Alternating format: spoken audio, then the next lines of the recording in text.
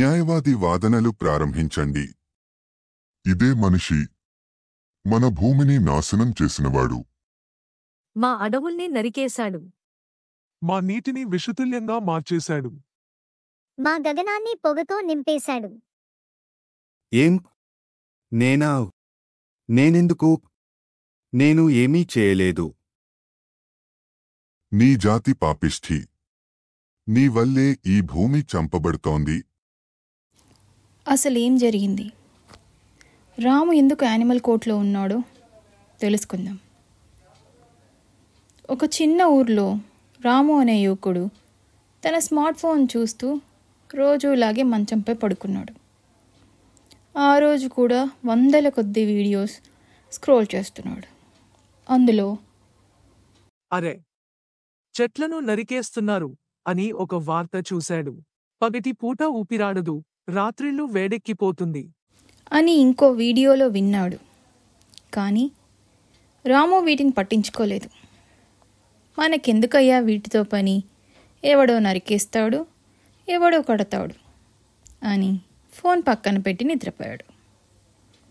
అదే రోజు రాత్రి ఒక శక్తివంతమైన గాలి అతన్ని లోపలికి లాగేసుకుంది. రాము కళ్ళు తెరిచేసరికి అతను మంచంపై లేడు. అసలు ఎక్కడున్నాడో అతనికి అర్థం కావట్లేదు. అదొక పెద్ద కోర్ట్ హాల్. భారీ సింహాసనాలపై సింహాలు, చిరుతలు, ఏనుగులు, నక్కలు, కోతులు, వివిధ రకాలైన పక్షులు అన్నీ కూర్చున్నాయి. అది కళ, నిజమా? రాముకేం అర్థం కాలేదు. న్యాయవాది వాదనలు ప్రారంభించండి. ఇదే మనిషి మన భూమిని నాశనం చేసినవాడు. మా అడవుల్ని నరికేశాడు. మా నీటిని విషతుల్యంగా మార్చేశాడు. మా గగనాన్ని పొగతో నింపేశాడు. ఏం? నేనా? నేనెందుకు? నేను ఏమీ చేయలేదు. ఇదిగో ఇదే మనిషి. ఈయనే మా అరణ్యాలను నాశనం చేశాడు. ఈయనే మేము తినే ఆహారాన్ని పాడు చేశాడు. ఈయనే గాలి, నీరు, భూమిని విషతుల్యంగా మార్చాడు. మనం బ్రతకలేని పరిస్థితి తీసుకొచ్చినవాడు. మీకోసం మా సముద్రాలు ప్లాస్టిక్ చెత్తతో నిండిపోయాయి. నీకోసం మా పిల్లలు మాంసం కోసం వేటకు బలయ్యారు. నీ అవసరాలకు మా జాతులు నిర్మూలమైపోయాయి. నువ్వు చెప్పు, నువ్వు చేసిన తప్పులకు ఏ శిక్ష కావాలి? కోర్టు మొత్తం ఒక్కసారిగా అవును అవును అవును అంటూ దద్దరిల్లిపోయింది. అసలు తన తప్పేంటో రాముకి అర్థం కాలేదు.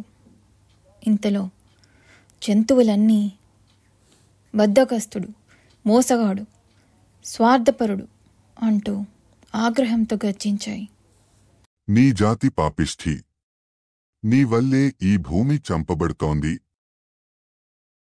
రాము తనకంత అధికారం లేదని, తనొక్కడే అదంతా చేయలేడని వాపోయాడు. నీకంటే ఎక్కువ అధికారం ఉన్న జంతువు ఈ భూమి మీద లేదు అంటూ గర్జించింది ఏనుగు. ఒక్కసారి మా గగనం వైపు చూశావా? నువ్వు వదిలిన పొగలతో మా రెక్కలు నలిగిపోతున్నాయి. వాతావరణం కుప్పకూలిపోతోంది.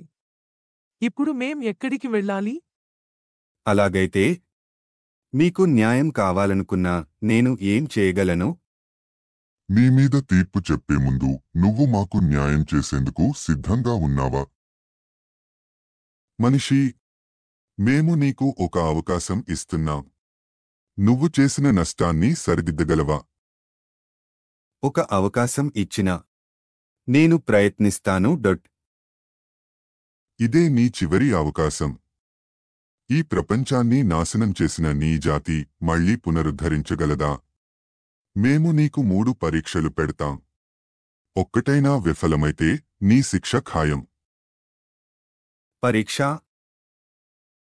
మొదటి పరీక్ష, నువ్వు మాకు స్వచ్ఛమైన గాలి తిరిగి తెచ్చాలి. వృక్షాలను నాశనం చేసిన నీ జాతి తిరిగి ప్రకృతిని పునరుద్ధరించగలదా? ఇదేం పరీక్ష? ఇది ఒక్కరోజులో ఎలా సాధ్యం? మనిషి నాశనం చేయడం ఒక్కరోజులో జరగలేదు. మరి తిరిగి కట్టడం ఎందుకు సాధ్యపడదు? రెండో పరీక్ష నీరు స్వచ్ఛంగా మారాలి. సముద్రాన్ని చెత్తతో నింపిన నీ జాతి తిరిగి నీటిని పరిశుభ్రం చేయగలదా? మూడో పరీక్ష మాకు భయపడే అవసరం లేకుండా చేయాలి. జంతువుల్ని హతమార్చడం, వేటాడటం, ఖైదు చేయడం ఇవి ఆపడానికి నీ జాతి సిద్ధమా? 3 రోజుల్లో నువ్వు ఈ పనిని చేయాలి. లేకపోతే తీర్పు ఖరారు. 3 రోజుల్లో ఈ ప్రపంచాన్ని మార్చడం అసాధ్యం. అసాధ్యం. నువ్వు నాశనం చేయడానికి సమయం తీసుకున్నావు.